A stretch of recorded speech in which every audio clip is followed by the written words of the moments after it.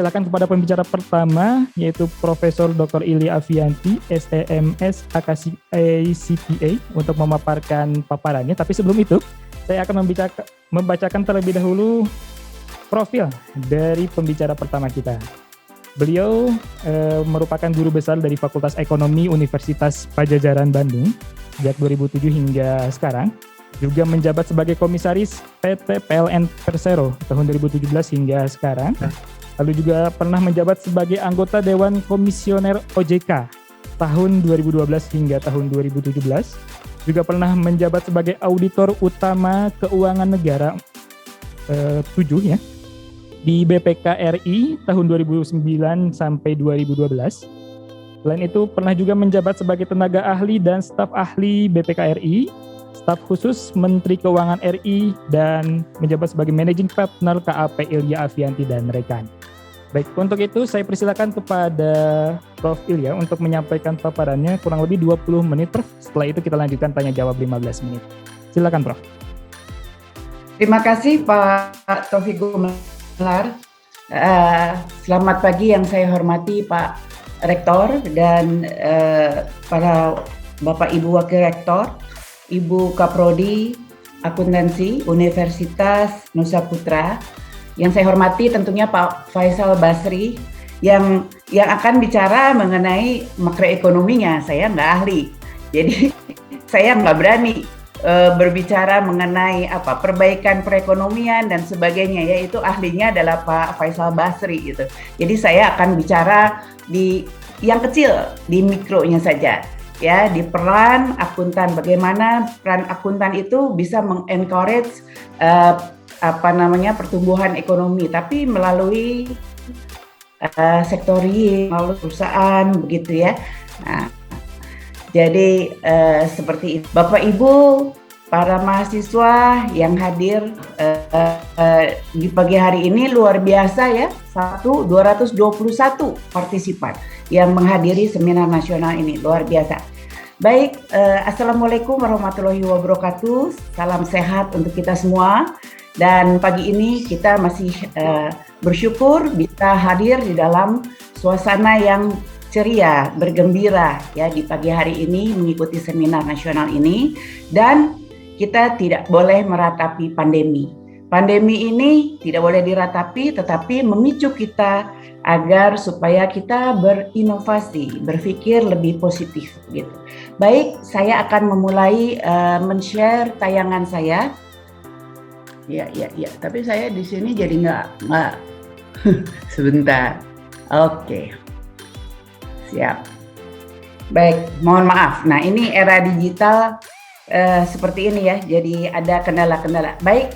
Saya akan membawakan dalam 2 menit ke depan tantangan profesi akuntan dalam pengelolaan keuangan di masa pandemi. Kita langsung saja ke slide-nya. Ya, kita pada tahun 2020 di bulan Maret ya, kita dikagetkan dengan adanya pandemi. Dan pada Januari sampai Maret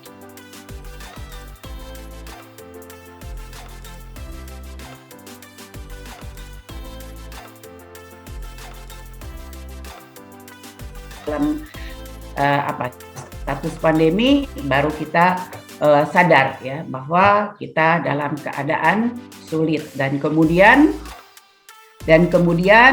kita mengalami first response dari COVID-19 dan seterusnya. Nah, di dalam slide ini saya hanya mau memperlihatkan bahwa sampai saat ini kita belum tahu kapan pandemi ini akan berakhir. Tetapi sekali lagi kita tidak boleh meratapi. Kita tidak boleh mengabaikan pandemi ini. Tetapi kita harus berhati-hati dan juga menjaga kesehatan, berupaya supaya kita bisa membantu menggerakkan perekonomian. Kalau kita lihat pemerintah sekarang juga fokus penanggulangan COVID. Kesehatan, perlindungan sosial, dan dukungan untuk UMKM. Karena memang UMKM ini adalah dia yang menggerakkan perekonomian. Ya. Nah, dunia bagaimana? Negara-negara semua sibuk, ya. Negara Amerika adidaya, yang adidaya saja yang terbanyak. Kemudian sekarang disusul India dan sebagainya. Indonesia naik turun, tadinya melandai naik lagi, melandai lagi naik lagi, begitu ya. Dan yang penting di sini yang akan disampaikan adalah perusahaan, UMKM, badan usaha atau individu harus memformulasi ulang model bisnis agar lebih efisien. Ya, kita lanjutkan slide berikutnya. Bagaimana dampak COVID-19 terhadap berbagai sektor.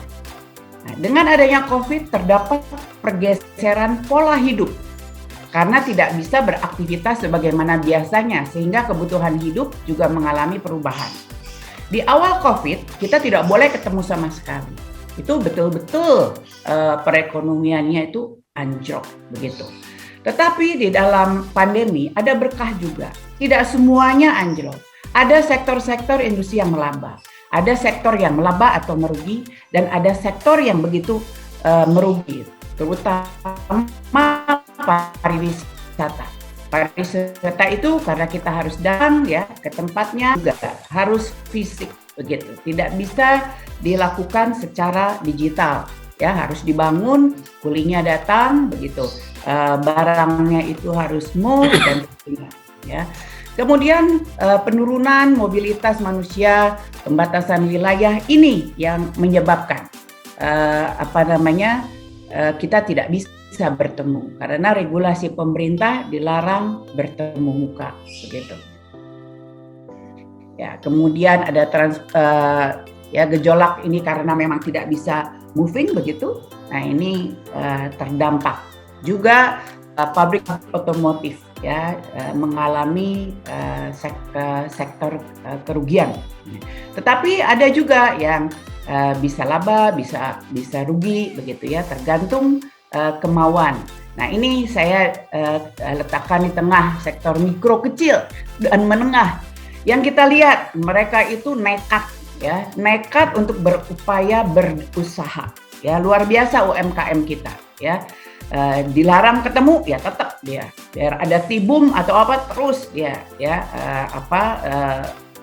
menggeliat begitu, membuat masker, membuat APD dan sebagainya. Jadi sektor UMKM ini ada yang melaba, ada juga yang tidak inovatif, dia merugi. Tetapi ada yang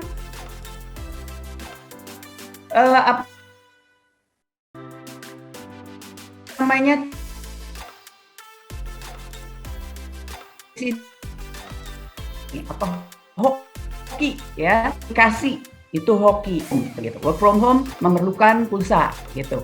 Dan kemudian kebutuhan konsumsi, makan minum ya, kita harus tetap makan. Dan juga obat-obatan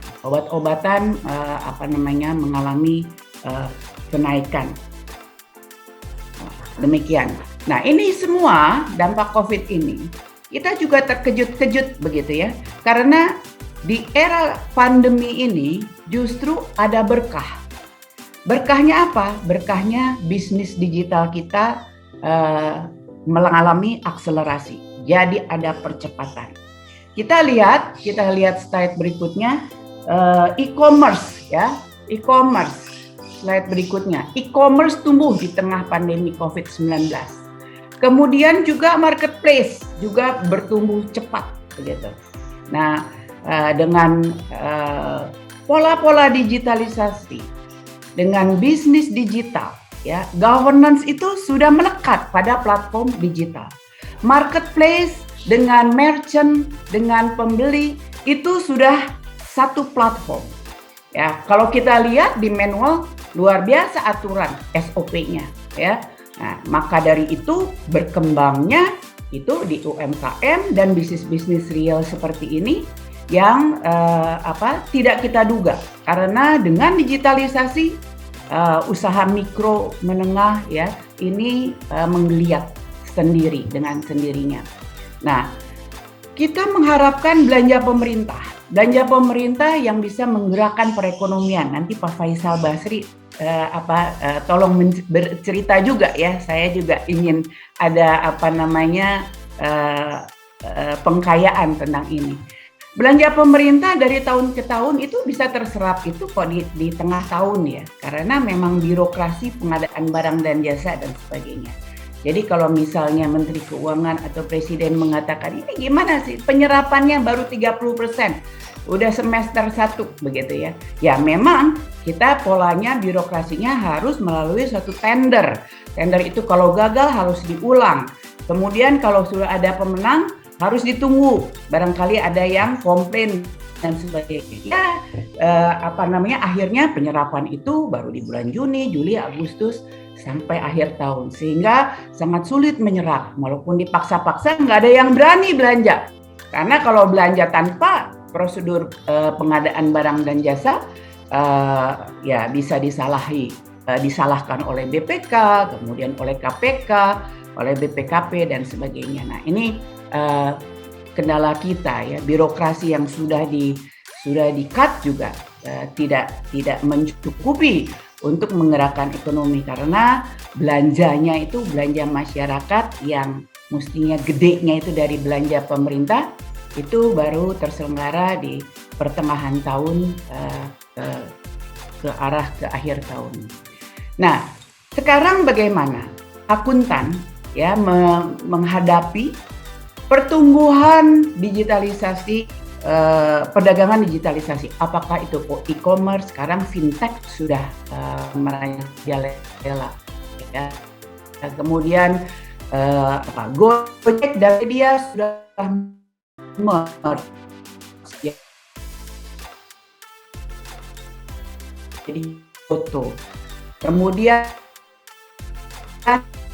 banyak sekali menggunakan platform digital ini hanya masyarakat tertentu. Begitu pandemi, pembantu rumah tangga, ya ibu-ibu rumah tangga, kemudian supir semua sudah bisa, yang mempunyai gadget sudah bisa membeli sendiri, bertransaksi sendiri, dan bisa lebih murah, lebih efisien, begitu dengan memilih marketplace. Di situ governance-nya sudah terjaga sendiri, sudah terjadi sendiri, tidak usah panjang-panjang. Begitu terjadi transaksi, governance di situ sudah melekat. Begitu merchant tidak perform, dia akan ditinggalkan oleh pembeli. Ya. Jadi bisnis digital seperti yang ada pada e-commerce telah memberikan efisiensi operasional, fokus pada pelanggan, kualitas produk dan layanan. Luar biasa ini, ya. Dan untuk memperbaiki perekonomian, maka profesi akuntan harus membantu untuk menyesuaikan dan merestrukturisasi proses bisnis menuju ke digitalisasi. Ya, kita lanjutkan bagaimana merespon pandemi ini. Kita pakai strategi 3 ya, the now, next, and beyond. Ya. The now-nya ya kita solving the now. Sekarang jangan diratapi, tetapi kita harus mengambil langkah. Menstabilkan bisnis yang sekarang, menjaga kontinuitas dan mengelola krisis.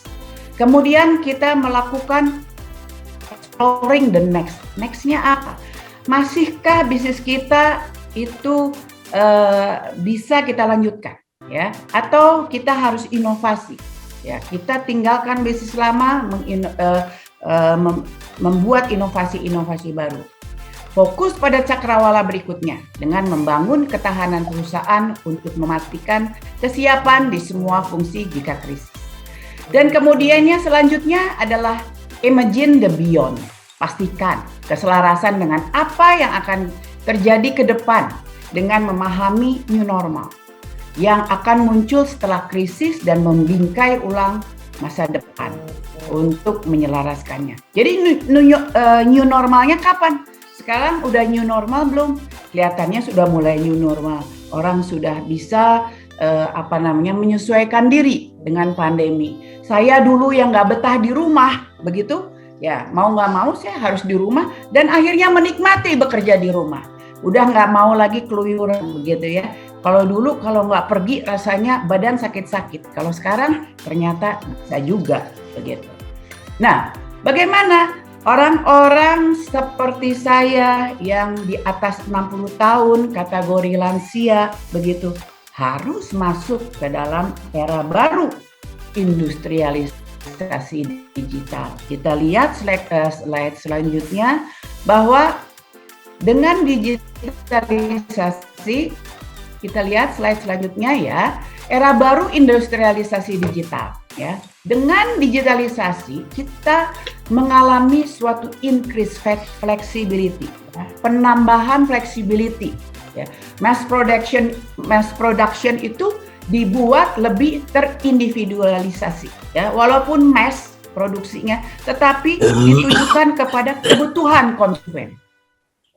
Seperti misalnya ya, mass production untuk masker, ya, untuk APD, kemudian kebutuhan-kebutuhan lain, ya.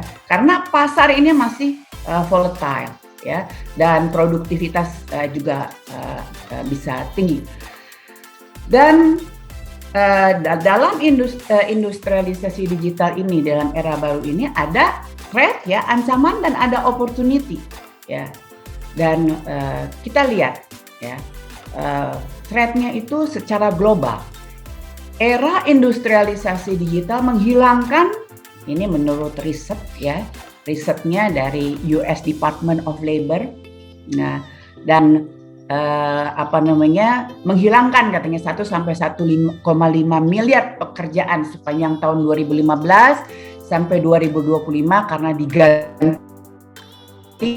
posisi manusia dengan mesin ya, dari Gerd Leonhard ya. Kemudian diestimasi bahwa 65% murid sekolah dasar di dunia akan bekerja pada pekerjaan yang belum ada hari ini. Nah, kita nggak tahu nih pekerjaan apakah itu. Ya, ini suatu ancaman. Tapi ini juga merupakan opportunity ya. Ada opportunity ya. Opportunity-nya itu di era digitalisasi berpotensi memberikan peningkatan net tenaga kerja hingga 2,1 juta pekerjaan hingga 2025 ya. Meskipun di ancamannya banyak era digital menghilangkan pekerjaan ya, tetapi ada pekerjaan baru ya. Dan kemudian ada opportunity, terdapat potensi berkurangnya emisi karbon hingga 26 miliar metric ton dari industri. Nah, ini dari World Economic Forum.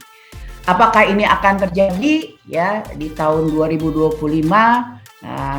Kalau PLN sendiri juga untuk EBT baru akan bisa tercapai 23% di tahun 2025 ya. Tapi mudah-mudahan nanti karbon ini tergantikan dengan sendirinya.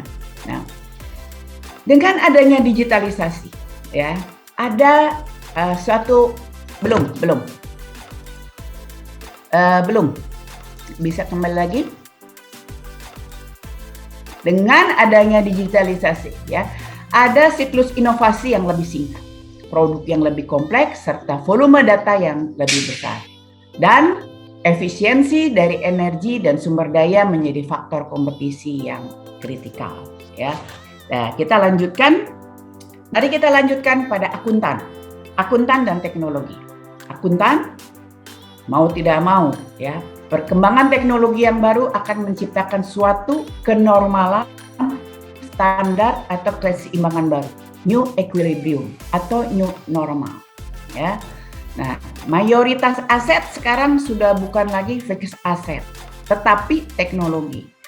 Kantor, rumah ya, untuk berkegiatan ya office building, kemudian pabrik ya, sekarang lebih heavy kepada teknologi. SDM juga selektif, hanya mereka yang full skill yang bisa bertahan di era teknologi ini. Dan bisnis berbasis virtual, penjualan melalui online marketplace ini akan menjadi biasa ya. Kita kalau pergi untuk berbelanja ya lebih pada rekreasi, tetapi untuk berbelanjanya sendiri itu lebih nyaman sekarang menggunakan online gitu. Kemudian penggunaan robotics dan data analitik ya, atau big data mengambil alih pekerjaan dasar yang dilakukan oleh akuntan. Nah, ini be careful untuk akuntan. Jadi kalau akuntan yang tidak aware lagi terhadap digital ya, ini ya harus pensiun dan bercocok tanam saja di rumah begitu ya, tidak bisa akan mengikuti perkembangan zaman. Dan profesi akuntan tidak bisa lagi underestimate terhadap teknologi. Mau tidak mau, bukan hanya tahu, tetapi bisa mengoperate. Begitu. Kompetensi yang penting bagi profesi akuntan adalah mengembangkan pengetahuan dengan digitalisasi dan cyber. Ya, kalau kita lihat proses bisnis sekarang sudah tidak ada lagi barrier. Ya, ada Bukalapak, ada Shopee dan sebagainya. Akuntan juga harus lihat bahwa bisnis virtual ini harus sedemikian rupa diikuti, dan bagaimana mengaudit, bagaimana memverifikasinya, bagaimana kita mendeteksi fraud dari transaksi-transaksi digital. Nah, akuntan dan teknologi harus menjadi satu. Akuntan tidak boleh lagi mengatakan itu kan orang teknik, ya, itu bukan bagian saya. No, akuntan harus menjadi satu dengan perkembangan teknologi. Slide berikutnya adalah perkembangan atau perubahan peran akuntan. Akuntan bukan lagi melakukan preparing, ya, melakukan manual penyusunan laporan keuangan dan sebagainya, ya. Tetapi dia lebih menyediakan insight atas data, menjadi penasihat, bermitra dengan teknologi, ini penting, ya, dan berkembang ke area-area baru. Tidak bisa akuntan itu statis pada satu proses bisnis manual. Demikian, kita lanjutkan masa depan akuntan. Bagaimana? Data akuntansi nantinya akan berbasis cloud, tidak ada lagi catatan. Ya, sekarang juga sudah banyak yang paperless. Semua surat menyurat, ya, transaksi itu semuanya digital. Akuntan harus mengikuti ini. UMKM masih manual? Tidak. UMKM banyak yang sudah melakukan digital. Justru UMKM ini nggak punya modal banyak untuk sewa kantor, nggak punya modal banyak untuk melakukan pemborosan. So, mereka menggunakan yang paling efisien, yaitu menggunakan gadgetnya, kemudian menjadi connecting people, menghubungkan dengan merchant dan dengan pembelinya. Nah, akuntansi mendapat kemudahan dengan penggunaan big data. Mau tidak mau, akuntan harus belajar bagaimana untuk meretrieve atau memperoleh dan menggunakan big data. Pekerjaan akuntansi bersifat efisien dan mobile, tidak lagi hanya di satu tempat. Bisa di mobil, bisa di restoran, bisa di perpustakaan, di mana saja. Dan di sini peran akuntansi berubah secara radikal, totally different. Ya, karena pandemi ini kita harus syukuri kita semua berubah. Ya, mengajar sudah online. Bagaimana caranya tetap kita tetap mempertahankan kualitas pengajaran dengan online? Ini kita berpikir keras. Bagaimana mahasiswa tidak tidur pada saat kita mengajar? Kita harus membuat SOP, aturan main dengan mahasiswa. Mahasiswa harus belajar untuk berpresentasi sendiri. Nah, mumpung online tidak ketemu tatap muka, dia harus bisa mempresentasikan apa yang ada di otaknya. So, akuntansi harus bisa mengintegrasikan informasi keuangan non-tradisional dalam sistem modern. Dan bagaimana kita merespon masa depan? Slide selanjutnya. Oke. Bagaimana akuntan merespon masa depan? Ya, tentu kita harus menerapkan prototipe teknologi baru, learn by doing.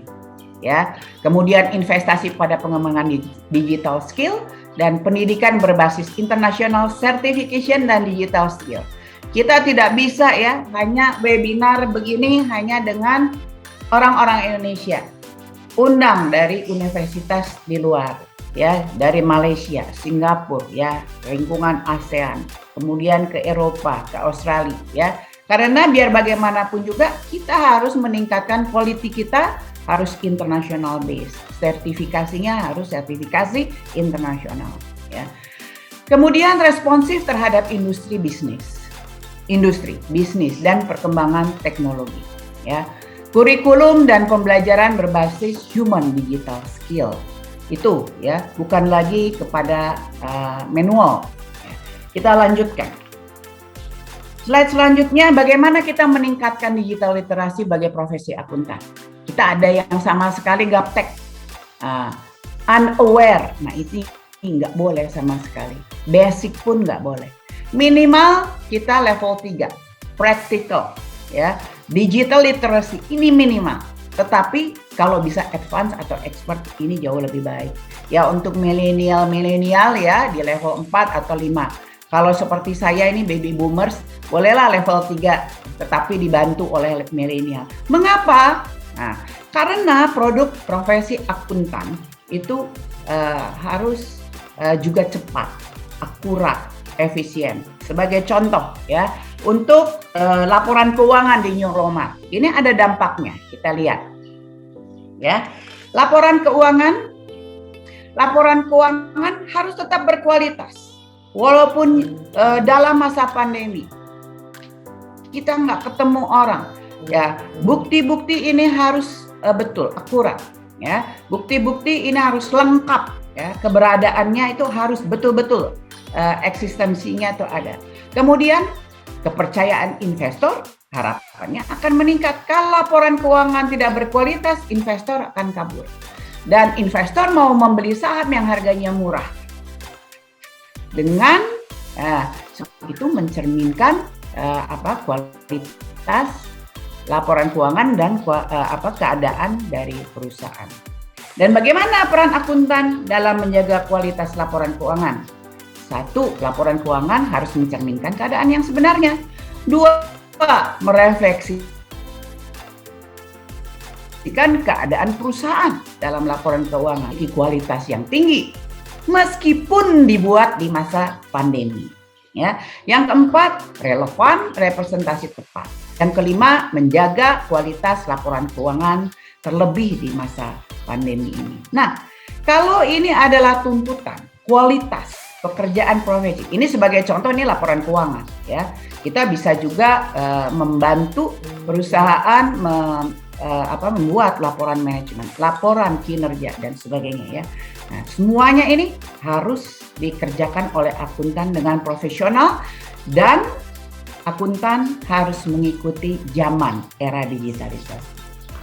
Terakhir barangkali, karena ini sudah 20 menit, hampir 20 menit. Jadi ada key takeaway-nya solusi bagi akuntan untuk mencapai level praktikal ini ya, minimal level praktikal. Jadi membiasakan diri familiar dengan teknologi. Ini kayaknya nasihat buat diri saya sendiri gitu loh ya. Karena yang lansia nih seperti saya. Menguasai program sistem yang paling fundamental, mengikuti perkembangan teknologi yang dapat diterapkan pada akuntansi, mengkombinasikan old dan new skill, menyesuaikan keahlian lama dengan digital landscape, menetapkan keahlian baru ke dalam cara menjalankan bisnis, ya, memulai sinergi dengan core bisnis, melibatkan diri dalam proses pengembangan produk digital, memiliki standar pencatatan dan pelaporan yang disepakati oleh manajemen. Mengapa ini minimal? Ya, karena ke depan ya, di era new normal, kelihatannya free economy itu akan merupakan keniscayaan, ya, akan datang dia. Sekarang orang bekerjanya bukan dari jam 7 sampai jam 4 sore, ya. Bukan seperti pegawai negeri masuk kantor, bukan, tetapi kepada output base, ya. Pengusaha-pengusaha juga senang dengan milenial yang inovatif, ya, yang bekerjanya tidak usah ngantor, tetapi ada hasilnya. Gitu. So, digitalisasi ini adalah kesan, ya. Dan future state akuntansi dalam era digital adalah menjadi center of excellence dalam pengembangan bisnis digital melalui profesi akuntan, ya, menjadi center of excellence melalui profesi akuntan. Dan area akuntansi menjadi lebih lancar, menjadi lebih ramping, lebih efisien dengan implementasi teknologi dalam mendukung bisnis digital. Saya kira itu terakhir slide saya. Terima kasih. Wassalamualaikum warahmatullahi wabarakatuh. Waalaikumsalam warahmatullahi wabarakatuh. Terima kasih banyak Prof. Ilya atas paparannya. Ternyata kita ketahui ya, dan ternyata berdampak nih pandemi ini ke profesi kita sebagai akuntan. Tapi tentunya ada solusi, dan ini berupa tantangan bagi kita semua untuk dihadapi, dan tentunya untuk kita semua keluar dari krisis pandemi ini. Baik, saya undang teman-teman semua, Bapak Ibu yang menjadi peserta untuk bertanya kepada Prof. Ilya terkait dengan materi yang baru dipaparkan oleh beliau. Sesi pertanyaan ini bisa via chat di room chat Zoom meeting ini, atau bisa raise hand jika ingin berinteraktif langsung bersama dengan pembicara satu kita. Persilakan. Sambil menunggu mungkin Prof. Ilya ada pancingan pertanyaan ini. Beberapa tahun lalu nih Prof. Ilya kita mendapatkan isu bahwa profesi akuntan ini sunset katanya akibat otomatisasi pengelolaan laporan keuangan dan pengelolaan keuangan secara umumnya. Nah, apakah ketika pandemi ini isu ini menjadi semakin nyata, Prof? Ataukah memang nggak nyata? Justru bahkan kita bisa beradaptasi dalam era digital seperti ini. Dan jika memang ini nyata, bagaimana kira-kira strategi kita bagi akuntan untuk bertahan dalam kondisi seperti ini? Silakan, Pak. Ya, beruntung sekali kita mempunyai organisasi profesi IAI ya yang begitu tanggap. Ya, begitu pandemi ya, IAPI ya untuk Institut Akuntan Publik Indonesia sudah mengeluarkan SOP, mengeluarkan standar audit ya selama pandemi. Bagaimana mempertahankan kualitas audit ya. Nah, ini semuanya dilakukan oleh akuntan. Nah, dan lihat kan laporan keuangan tidak ada yang terlambat. Ya, laporan audit tidak ada yang terlambat. Pasar modal semuanya running seperti biasa. Ya, emiten tidak ada yang sedikit sekali yang terlambat laporan keuangannya. Kalau dibandingkan di era normal begitu, dan masih lebih banyak yang terlambat begitu. Artinya apa? Artinya mereka berusaha untuk sedemikian rupa agar laporan keuangan terbit pada waktunya begitu. Untuk bisnis yang terpuruk yang tadi ada petanya begitu, langsung mereka ini melakukan restrukturisasi bisnisnya, melakukan restrukturisasi utangnya, sedemikian rupa dibantu oleh profesi kita akuntan. So akuntan ini kan ada umurnya ya, ada yang baby boomers, ada yang milenial, ada yang semuanya ini menjadi satu, dan milenial ini sedemikian rupa mengikuti bisnis digital ini. Dan kelihatannya sekarang justru profesi akuntan yang dulu orang nggak doyan, nggak suka, nggak seneng, sekarang karena masuk digitalisasi asik begitu.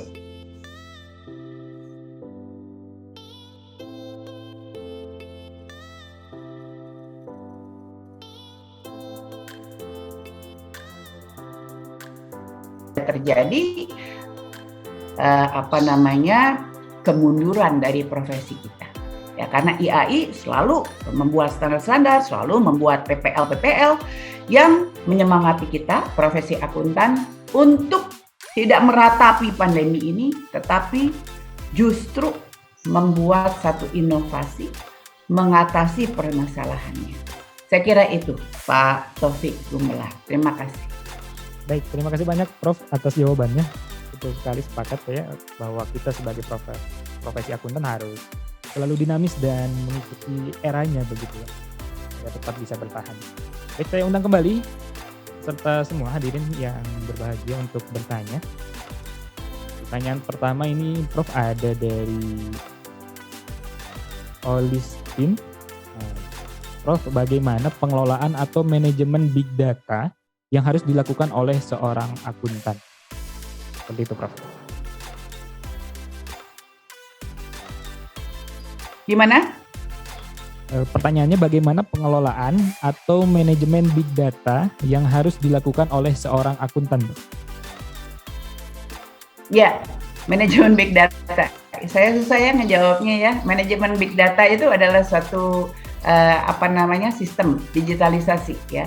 Dan bagaimana mengelola di situ memang sudah ada bagaimana caranya mengelola big data.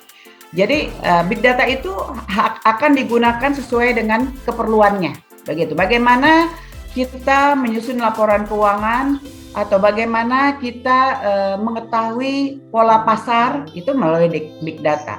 Bagaimana kita mengetahui sifat dari konsumen itu. Kalau kita sering langganan dengan Gojek, Tokopedia, Bukalapak gitu ya, Grab dan sebagainya, mereka mempunyai big data ya. Pak Taufik Gumelar gitu ya, alamatnya di mana ya, keluarganya itu siapa saja, kebiasaannya beli apa aja, belanja apa aja, itu udah di dalam ya. Nah, ini adalah melakukan inovasi produk, melakukan perluasan pasar dan sebagainya. Itu dipelajari di data itu. Jadi nggak usah semua informasinya ada di big data ya. Kebiasaannya Pak Taufik Gumelar, kebiasaan istrinya, kebiasaan anak-anaknya, begitu. Jam berapa belanjanya, apa saja kebutuhannya, gitu. Itu semuanya ada, begitu. Ya, itu contoh ya mengelola big data. Ya, big data itu segala informasi itu ada. Ya.